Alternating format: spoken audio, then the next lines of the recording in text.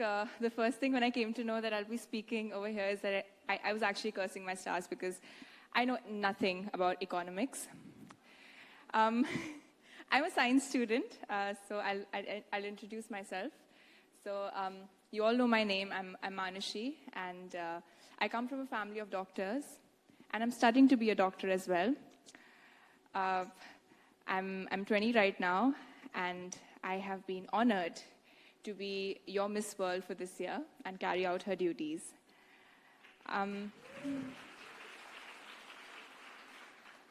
Growing up, I had a very normal childhood, like any Indian girl from a middle-class family would have. I got my education, I had my siblings, and then suddenly overnight my life changed, and now I'm here.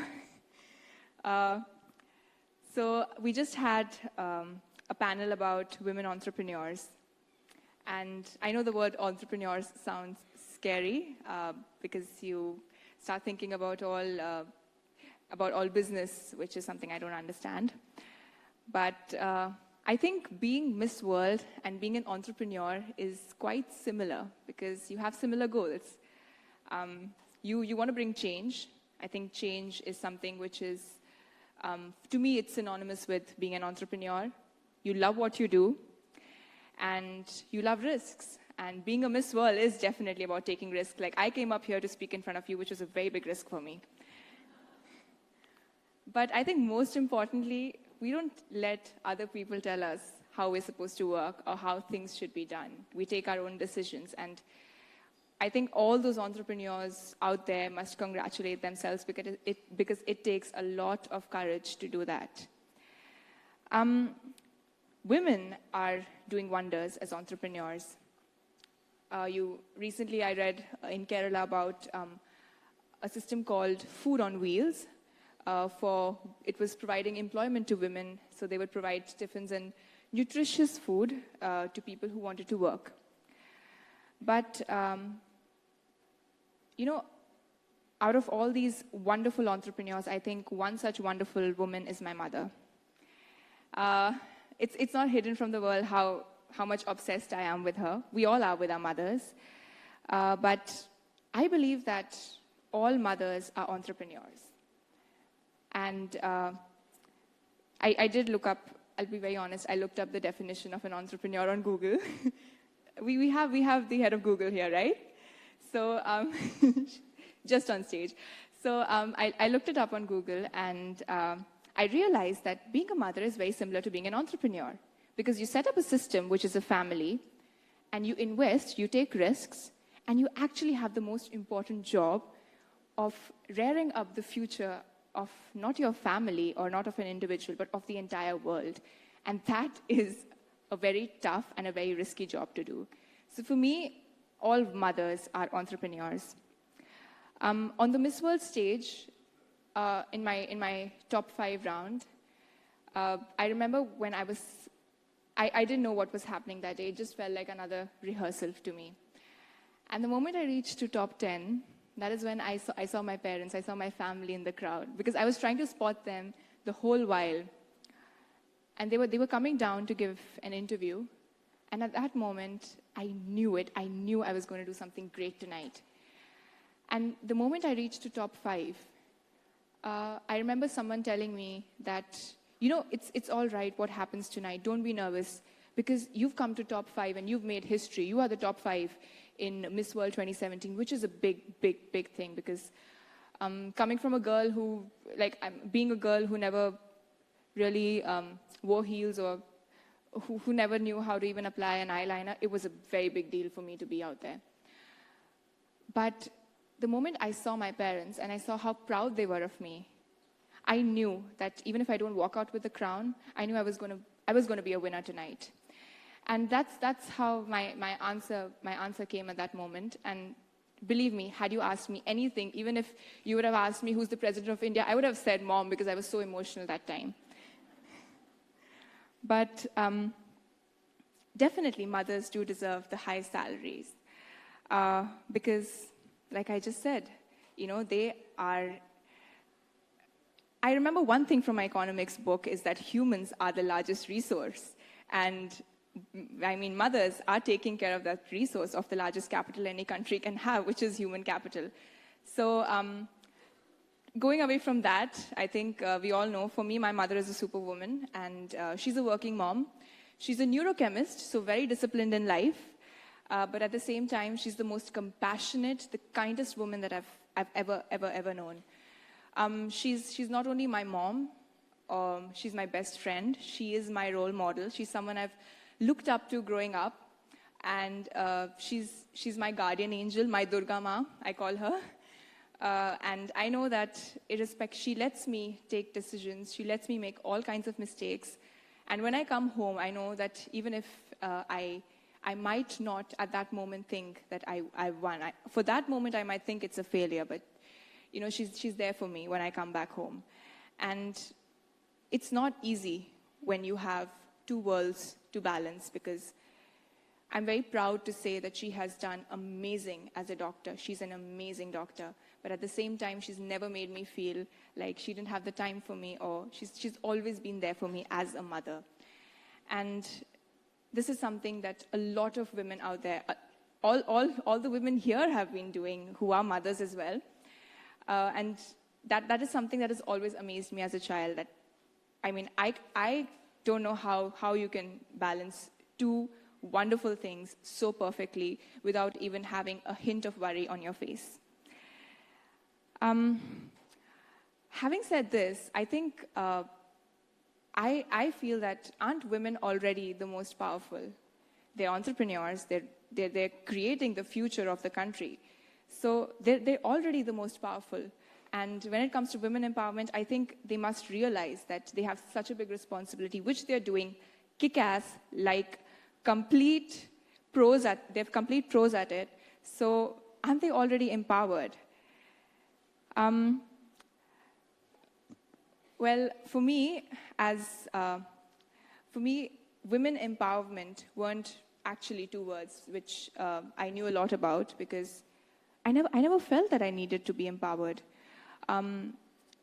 But growing up, I come from the state of Haryana. I'd never stayed there till I went to college, and I chose to educate myself at a college which is a girls' college in rural Haryana, because I believed something that my father told me, that if you go to the remotest of places, as a doctor, you will learn the most. And I wanted to learn. But when I went to my college, it was completely different from what I had imagined. And that's when, as an 18-year-old, I had an idea to do something when it came to menstruation. Because at that point of time, all I understood was health.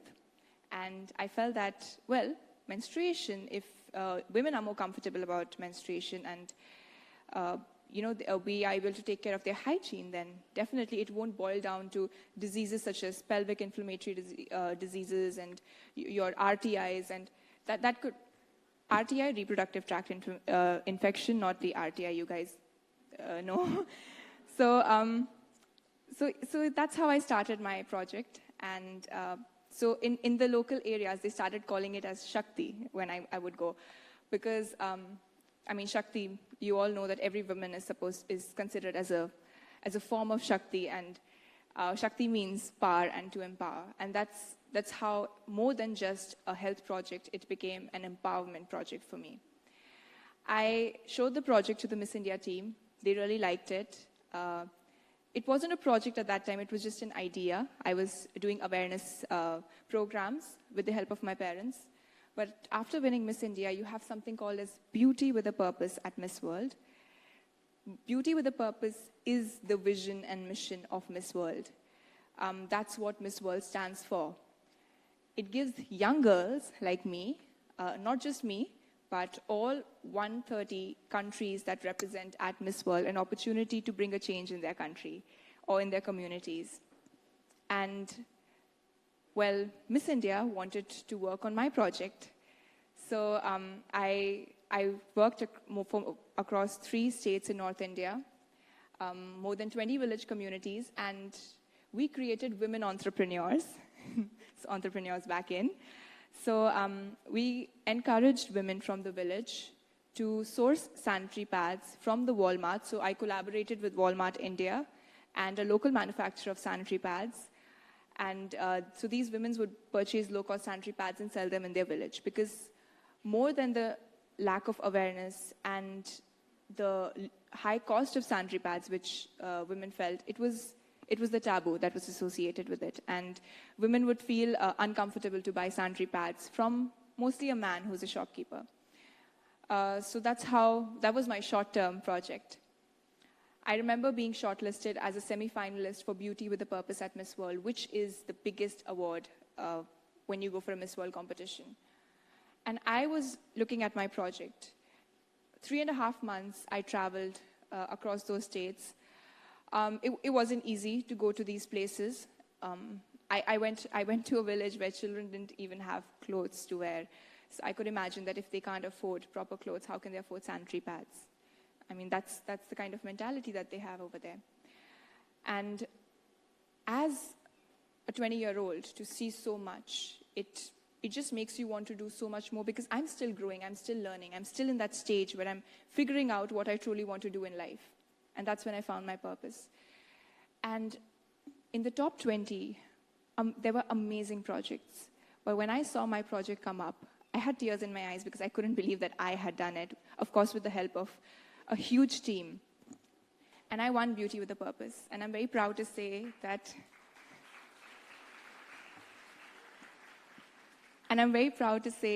I'm the first Miss World who also won Beauty with a Purpose. After which, of course, not only my project, after winning Miss World, we were here in India.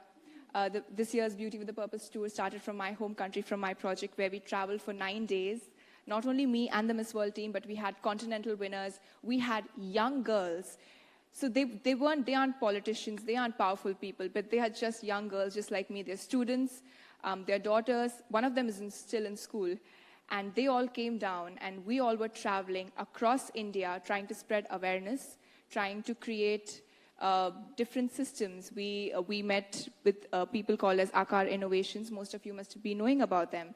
And we met these tribal communities at the Bhutan border.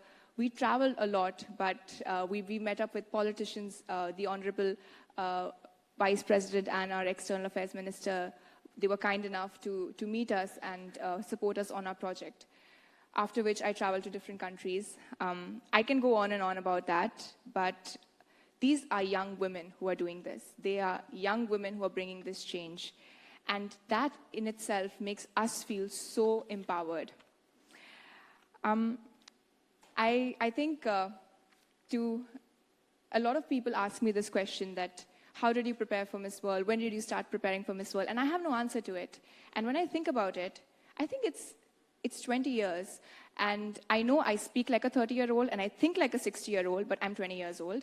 Believe me on that. And I think it's 20 years of being a woman who never treated herself differently just because she was a girl, of growing up in a family where she didn't know the meaning of the words women empowerment because she never felt she needed it. And I think I was fortunate. And all I can say is that I pray that in the future, no one knows the meaning of women empowerment, because we don't need these words. Women are equal to men. Thank you.